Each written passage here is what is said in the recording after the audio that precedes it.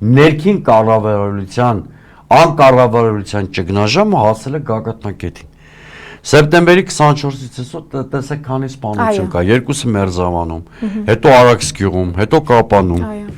հետո Չարենցավանում, հետո ամուսիններ սպանվում են Արամուսի դաշտերում, Աբովյանում 2 օր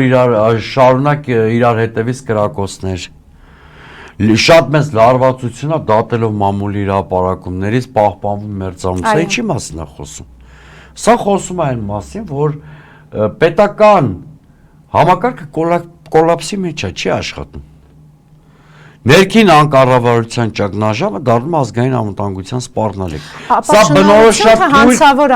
Սա բնորոշ թույլ կամ փլուզվող երկրներին։ Հիմա մենք որի տակ ենք ընկնում։ Ես թողում եմ թող յուրաքանչյուր հեռուստադիտող ինքը սահմանի, մենք փլուզման շեմին ենք, թե թույլ պետություն ենք։ Երկուսն էլ շատ վատ է, որովհետև այդ երկու տիպի պետություններն էլ չեն կարողանում ապահովել իրենց քաղաքացիների անվտանգությունը։ Եթե այսպես շարունակվի, մենք քաոտիկ վիճակի եզրին ենք կանգնելու, դրանից բխող սարսափելի հետևանքներ։ Արդյոք սա կարող ենք նաև համարել վտանգ առաջիկա խորհրդարանական ընտրություններին։ Իհարկե, կրքերը ավելի են շիկանալու, այսինքն եղած լարվածությանը գումարվելու է այդ քաղաքական լարվածությունների հետ բերում է տեղային մակարդակում տարբեր կլանների բախումների, միջանձնային բարդ հարաբերությունների եւ օպերատիվ վիճակը շատ ավելի սրվելու է ու մենք շատ վտանգավոր եզրագծի ենք հասնելու։ Լուծումը քաղաքական է։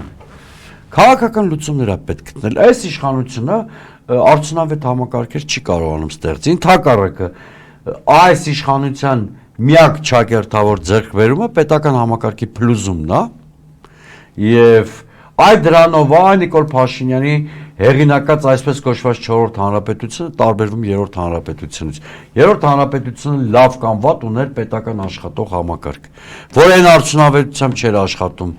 որը մեզ բավարար էր, բայց այսպիսի կոլապսների ականատեսներ չենք լինում։